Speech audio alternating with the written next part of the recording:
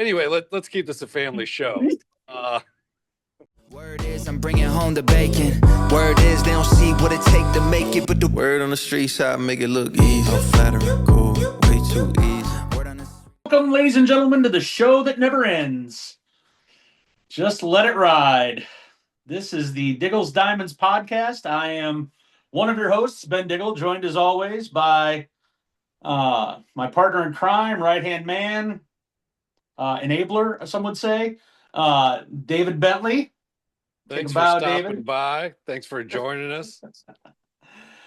Tonight we are going to be looking at unsigned 2026s. These are young men that we think need a little help. In the wrestling world, they would call this putting someone over. So that's what we're going to try to do tonight: is find these young men a home. I was a little upset. I was looking forward to talking about Lou Ratcliffe from Lions. Yes, but the Lions. It turns LT. out Lou snuck in a commitment to Wisconsin Oshkosh. Okay. Without telling everybody. And I just want to say to the coaching staff at University of Wisconsin Oshkosh, that's stealing, and congratulations. Because you just got a good ball player. Playing time early for Lou. Yeah, 6'7" runner. About the only thing that I saw might even be remotely problematic was his arm strength, and that'll come. That just get on a regular throwing program. And even then it was 80 across the diamond, so that'll play. But yeah, man, I couldn't believe that. That's you got to watch out for those Wisconsin schools, man. We talked about Parkside a couple weeks ago. They're sneaky. Whitewater's always coming out of that region, but you can't really count out the other ones. They've got a lot of great D3 schools up there. Oh, that's 100% true. I tell people all the time, that's the biggest difference between Illinois and Wisconsin. Wisconsin's D3s are all part of the University of Wisconsin system. They're state schools. You get a great education at a really good price. And I know we've said this before, and unfortunately here in Illinois, we don't have that. it's the D3 schools are all private, and you pay a little bit more. Don't get me wrong, the education's outstanding, but man, if you're on a budget, go to Wisconsin for sure. Yep. Congrats to Lou. Good spot to land. Yeah. Lions Township, one of the biggest high schools I've ever seen. 2 campuses. Used to live right there in LaGrange Park. Anyway, let's. I believe I led off last time, so you take honors and hit first. All right. Since you're putting the fat guy in lead off, I'll be taking the Josh Robenstein approach and trying to just keep the on base percentage up and work a walk. But I'll see some pitches for you. Shout out to Robes. Yeah, absolutely. Shout out to newly hired. Got himself a PE job at Washington. Beautiful. Love to hear. Hopefully he finds a full-time gig soon. Or I know his lady friend is coming home after she graduated from pharmacy school, I think last week. So, and for those of you who don't know, we're talking about Mr. Robenstein, former assistant at Bradley. Yep. And ISU. And ISU, good baseball guy. Yeah. Knower of ball. Yes. Absolutely. So we're going to lead off this one with a kid by the name of Zach Toma out of West Aurora. Is it West Aurora or Aurora West? I feel like they've changed that. I think it's now West Aurora. And go ahead, I'll let you talk. But I love this kid. He's real close to me. Yeah. Love his build, already 6'1", 190, 195 pounds. Ranked number 45 by PBR. He's a two-way guy right now. And the metrics kind of back that up. 93 exit velo, on the barrel a lot at 80%, off the mound 81 to 84, touching 86. Changeup is really nice, kills the spin on it down to 1868. He's been talking to schools. I know you talked to his summer coach a little bit, Dave. Yep. I think the first 2 young men we're going to talk about are on the same plan, but I'll talk about that here in a minute. I'll let you talk about what you know about Zach as well. Yeah, I mean, correct me if I'm wrong. Didn't he throw a no-hitter last year? And it was like some ungodly amount of strikeouts, I like want to say approaching. 15 Ks, but I don't have my computer in front of me. I feel like it was closer to 20. And You might be apologies, right. Zach, but I thought it was 19 or 20 because I You believe might be. he I think won. now that you say that, 19 sticks in my head. Like PBR had him as the pitcher of the week, and it was Yeah, early on in the season where it's still damn cold up here. So uh, the dude has what it takes. It'll be interesting to see where he goes. There's no question he's got interest. yeah, Uh, and a lot of these guys I'm going to talk about too, they've got options. They're yeah, they're they're deciding which one to take, and I can appreciate taking your time because it's a big decision. You want to go where you're the most happy, and if you go JUCO, I think you can speak to this. You want to go where you're going to at least get some playing time that freshman year, so you have an early resume for when yes. it's to find a 4-year school after you're done with JUCO. So these You don't go to junior college to sit. If you're headed to junior college and you are not going to get, you know, at least 50 or 60 ABs as a position player, or pitchers, it's a little different. I would say 10 appearances, 20 to 30 innings, take your yeah, pick. Um, then you're going to the wrong place because now you're a sophomore, you're looking to get recruited, and like you said, there's no body of work for coaches to go off of. yep. And college coaches are superstitious. They're going to assume, they don't care who's in front of you. They're just going to assume that you weren't good enough, and that sticks in the back of their mind. Yeah, you got to do it. And by the way, you and I are both big advocates of JUCO, especially in today's 34-man max D1 4-year school Yep. situation. But when you're choosing that JUCO, you still got to be a little selective, and maybe that top 15 ranked JUCO in the nation that offered you a half or a walk on that sounds delicious for you. Maybe that team that's unranked but gave you the full ride and wants you to be their number 4 starter as a freshman might be a better fit. But that's for you kids to decide. We're just giving Yeah. our opinions here, but Yeah. it is a big deal on that selection. So Absolutely. Who you got up first, brother?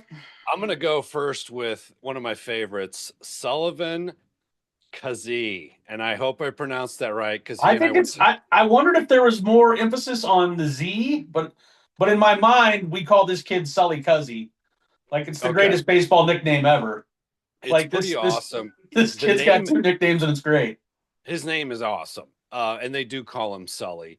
And our pal Billy Kopp put me onto him like 6 months ago, just talking up his skill set.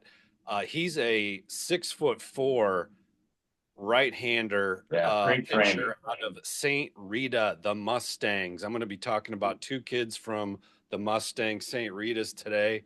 This will be the first. Sully was all conference in the Catholic League Blue. This fall and winter, he's been touching 90 in bullpens. He's got a little bit of that RJ Duncan where his hat flies off like every third That's pitch. every kid these days. Is it okay? Well, It's that faded haircut into a somebody called it the llama look the other day. Like after you've shaved a llama and he's got torque, yeah, a lot of it, and he's got a little bit of a low leg kick, and then all of a sudden he just whips those shoulders across, and he's bringing the cheddar. Through about 50 innings in the spring, averaging about a strikeout per inning, sub 4 ERA in the spring. Then he plays for the Cangelosi Sparks North in the summer. I think he had about 20 innings, same thing, about a strikeout an inning, sub 2 ERA. And I want to say he had like 3 or 4 walks this summer in 20 innings, which is, yeah. it shows he's grinding. Well, he's going to put the ball in the zone. I mean, that's the biggest thing. Like that, too often today, kids are either overthrowing, trying to bump up their velo, or they're working for that strikeout and going 3-2 to every hitter. And yeah, you struck out 10, but it was in 3 innings, and we had to bring somebody in out of the pen. There's the art of pitching to contact is a lost art these days. You're right. I do know for a fact I don't want to let any cat out of the bag, but Sully has options and he's deciding. So I don't foresee him to be uncommitted too much longer. I got a chance to just, chat with the guy over text, and he just seems like a really respectful, good young man with a great work ethic, and not just coming from him, but for pitching coach that works with him. So yeah, for Billy to say, I feel like Billy Kopp needs to sponsor this podcast. Yeah, we talk about him a lot. Sully's ceiling is very high. He's already over 200 pounds. Yeah. 6'4". In a college weight room, we know that's going to go up. And I could see this guy low to mid 90s a year from now, a year and a half. Easy. Yeah, no doubt. No doubt. You're up. Back to me. Yep. We're going to swing down to the opposite end of the state, and we're going to stay there for a little bit. We're going to talk about Chase Milburn, right-handed pitcher / third baseman out of Edwardsville, currently ranked number 53 by PBR. Had a little talk with the legendary Tim Funkhauser, the Edwardsville head coach. Like Sully, Chase has a lot of options right now, mostly from some really high-level junior colleges. Watching him throw, one, there's room to add weight, but two, it's very easy. Like he's, bumping upper 80s, and it just looks like he's playing catch. So I think there's definitely more in there. Gets some nice run on that fastball. Really kills the spin on the changeup down into the 1500s, which is awesome. The lower you can get that spin on the changeup, the more effective it's going to be. It's going to die at the end. I think, I was referencing Toma and Milburn here. I think what they're doing is rolling the dice. And I've had this talk with a lot of kids, especially as we've moved into this new era where, just a prime example is Chase Rhodes from Tremont. Chase is going to go to John A. Logan, but the discussions I had with Chase were, you can take the Logan offer, which is a great offer. You're definitely not choosing wrong there, or you can roll the dice and play this thing out into the spring.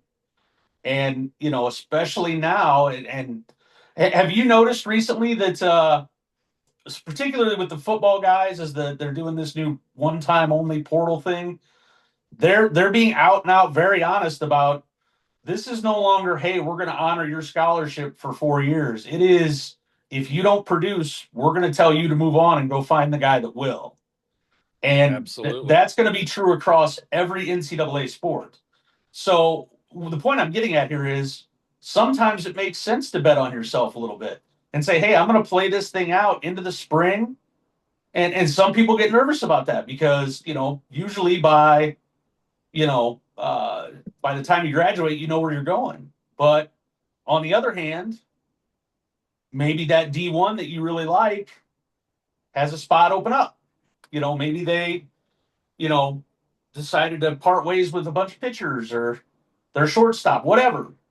And all of a sudden you're on the list. Now, you're also putting yourself out there if you don't get it done soon enough, or you're putting yourself in competition with the other guys in the portal, which they're almost always going to take. Doesn't matter what they did at their last school. Unfortunately, there's some hive mind among D1 coaches where, well, if he was good enough to get recruited by that school, we can definitely have him here and we'll we'll fix him here.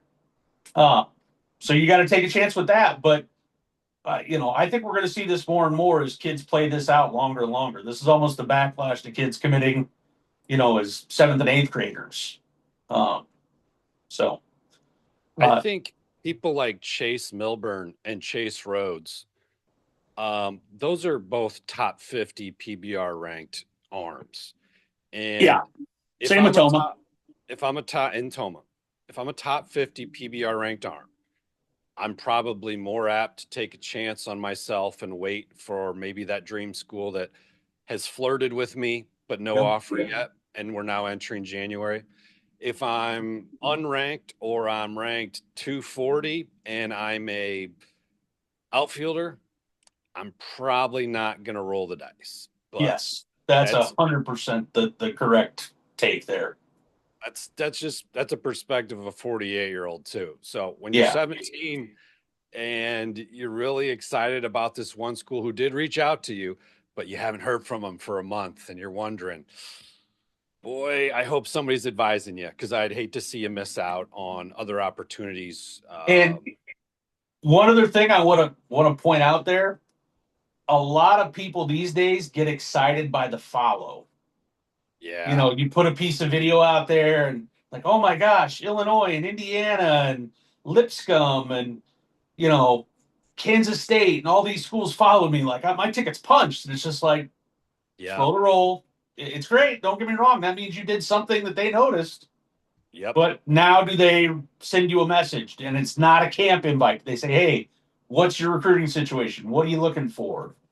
And so all too often kids get caught up in that. And, you know, uh, uh, all these schools now are capable of casting a very wide net. Um, coast to coast. Heck, now you're starting to see Japanese kids come over. yeah. Like, it's insane.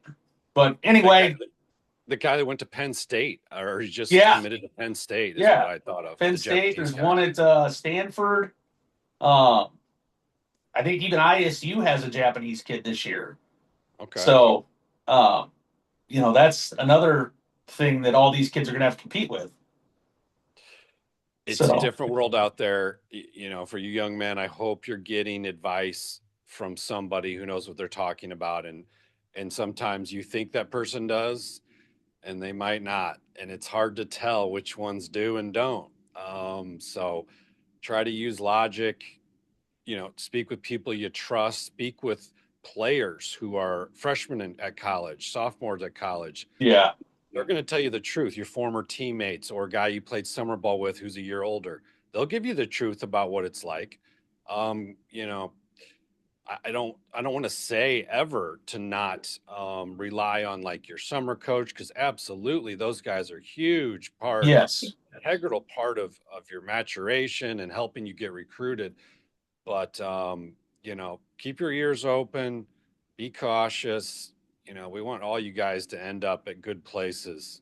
yeah, Uh, so yeah, you had mentioned how Milburn is the ball flies out pretty easy. He's yeah. not he's not giving it the jerk, No, the 10% pull down. And that reminds me of the guy I'm going to talk about next, Danny Rabel out of York High School, the Dukes. Right-handed pitcher, 6'2", 190. He's touching 87. Last year, 24 innings pitched, 23 Ks, 1.73 ERA. Opponents were batting 188 against him. I think his innings are going to go up this year. Obviously, he'll be a senior. This he's a very good pitcher, but I actually want to emphasize his intelligence in the classroom. 35 ACT, almost a 5 GPA, 8 APs. This is Goodwill Hunting. And for those of you Ivy League-ish type schools, this kid's still on the board somehow, and he does have options, but he's wanting to go somewhere where education is very much valued. I wouldn't blame him with that kind of IQ and hard work that you put in the classroom. He deserves to go somewhere very cool and very prestigious in the academic realm.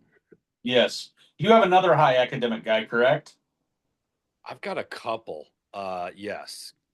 Go ahead and talk about him, and then I'm going to give you about a 5 minute break while I say what I need to say about high academic schools and My what. it was going to be, so the guy I was going to talk about with high academics was, I was going to toss in an honorable mention, but nevertheless, Mark Garton out of Whitney Young, very smart Yes, kid, southpaw. Uh, he shut down a loaded, and I mean loaded, Mount Carmel team to the tune of 6 1/3, 2 earned runs, and 9 Ks. And look, he was all conference. I think they're in the Chicago Public League. He's Yes, they are. 6 footish. I think he's a kid that's probably looking as well at these high academic schools in the Midwest. And of course, there's so many on the East Coast, especially the Northeast. Um, I expect him to go somewhere around there, but you never know. I did not get a chance to, exchange texts or DMs with him. But he's a very good southpaw Yes. that, And the velo's going up. the velo's going up. Again, I really like to gauge players on how they do against good teams. Yes. Because of course we're going to pad our stats against the teams that aren't that great. But when you go 6 1/3 and K9 and give up only 2 earned to that Mount Carmel offense, that tells me something. So Garton, again, high classroom, high academic kid, very talented. All those University of Chicago, Wash U, all Illinois Wesleyan, these guys got to be all over him, and I hope they are, because he deserves it. Because you kids who put in that time, not only to be a good athlete but a good student, you deserve it. You do deserve to go somewhere very cool that's going to have a great degree when you have that first interview to flash at them.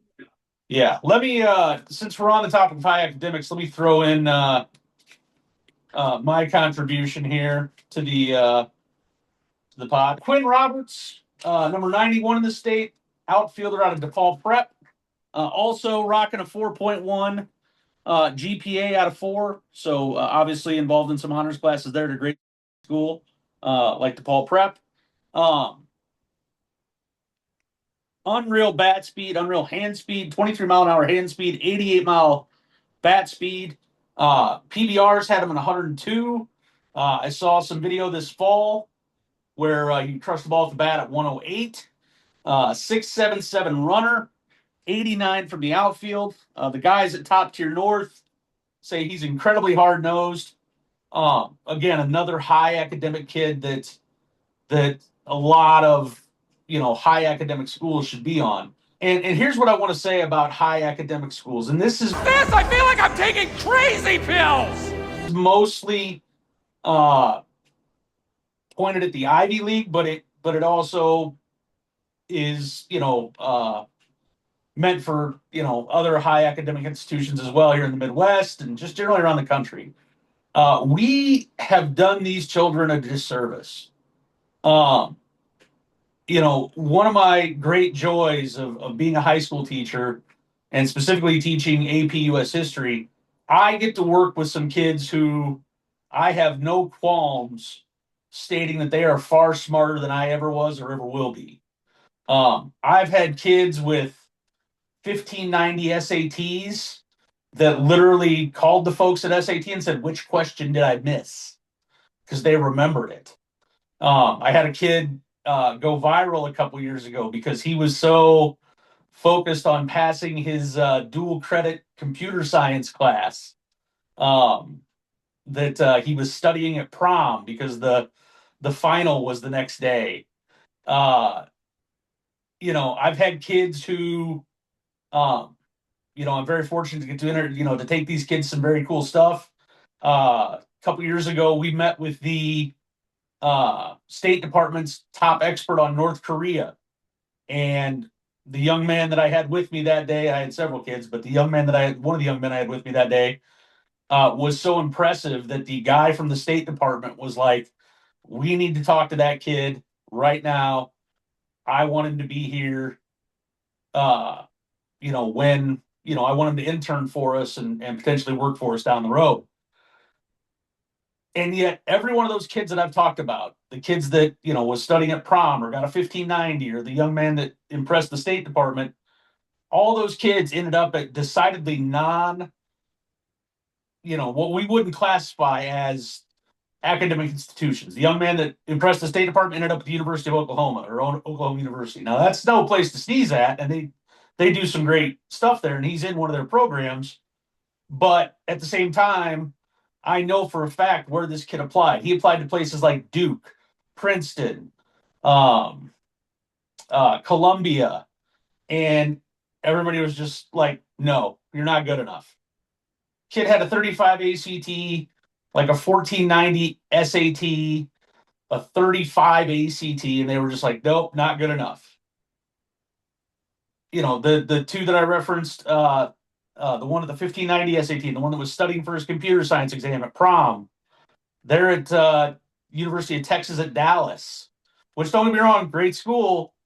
But what we're seeing here is, and this goes back to, and this has been in the news a little bit lately, all these schools are much more focused these days on bringing in legacies. It's like the old fraternity days. Oh, your dad went here? Well, okay, you're in.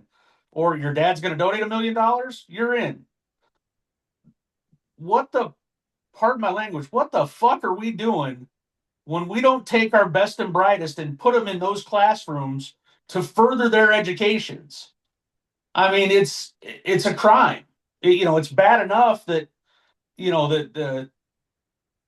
of the running jokes in education is no child left behind. Well, we left kids behind. We left the smart kids behind, which is going to come back to bite us in the ass in 20 or 30 years when we need those kids to ascend to leadership positions and fix whatever ails this country at that point. So it's a pet peeve of mine. It should not be this hard for kids this smart to find schools. And it's not just a baseball issue. None of those kids that I mentioned were athletes. Decidedly unathletic, in fact. And they'll tell you that. Like, they had no, two of them were elite chess players, and the other did a little cross country running just to stay busy. But if we can't put our best and brightest in our best colleges, we're setting ourselves up for failure as a country. I concur. Sorry, I had to get that off my chest. That one's been building for 2 years. I've seen all these kids just get ridiculous scores that I could only dream about and probably couldn't dream about because I wouldn't know the first thing about it, and they get shit on. And am I supposed to say, that's okay, I don't mind? I don't mind. Well, I mind. I mind big time. But you know what the worst part of all is? I never learned to read. I like the rant. I concur. Are you up with your number 3? Yes. Yes. Okay. My number 3 is another, like I said, we're going to stay in Southern Illinois for a minute. Young man from O'Fallon Township High School, named Asher Cantu. Number 115 in the state. He's a catcher, left-handed hitter, 6'4", 220. Just a great frame. Some elite bat speed at 84 miles an hour. Produces some unreal exit velocities. I think he was 102 at the state games. Sometimes you get a kid with that size, it's a little problematic for them out of the crouch. No problems for him. 80 miles an hour out of the crouch, 202 to 212 on the pop. And I think that can get a lot quicker. Get the ball of the year a little bit quicker. I think that'll be good. And, just to show you there's more arm strength coming, he's 87 from the outfield. So the swing, looking to drive the ball, looking to do damage. This kid needs to have a home for sure. Runs a 7.2, so yes, 6'4", 220. He can move. He can play first. I watched him play first at the PBR state games. I saw him hit 2 doubles. I heard he hit like 4 or maybe 5 in that tournament. He had 14 doubles in the spring, which is a ton. Especially down there facing that competition. Yeah. He's a mammoth dude. So he's going to walk a lot. He's got a good eye. Like you said, he can throw it. He can play outfield for you. I don't know how he's still on the board. Yeah. Not only that, look, if you got an issue with the pop time, put him at first. Yeah. He's got plenty of size. He can block. He can scoop. Yeah, absolutely. Similar movement. I heard just whispers at the state games. He's got offers. He's deciding a little bit, but I agree. I don't think he's gotten, from what I heard, and I'm not going to name schools, but he deserves to go somewhere pretty cool, a good baseball program, and Yeah. I expect he will. Like you said, the O'Fallon Panthers, they play some stiff competition, so Yes. he's doing it down there with the best of them, and Jarrett Quinn played with him and said he's just a outstanding teammate, great Yeah. dugout guy. So we wish him the best, and I expect he'll be committed soon, along Yeah. with all these guys. To tell you the truth. Yeah. You got anybody left? I got a couple left, and we'll stick with catchers.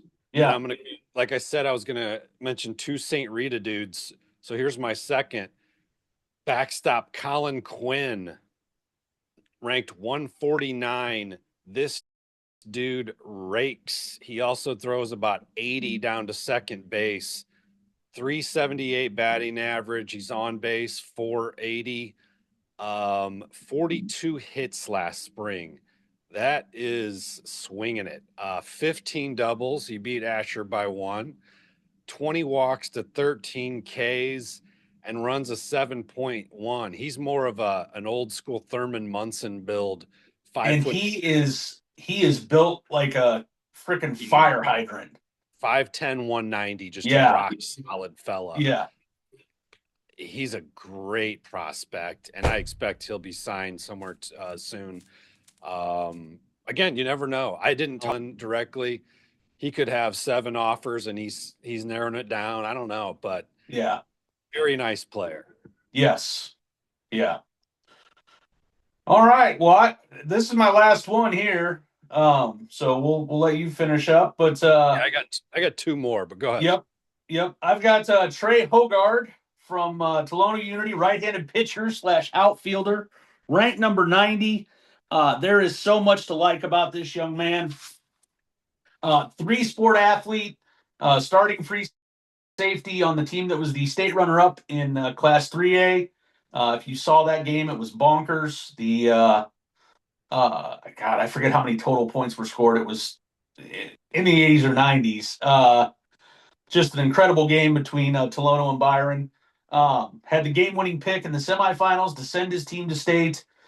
Plays hoops, all that. And he's 6'1", 173. So you got to figure by the time you get this kid to college, get him on a college weight program, and he focuses strictly on baseball, he's gonna take off. Wants to be a two-way guy.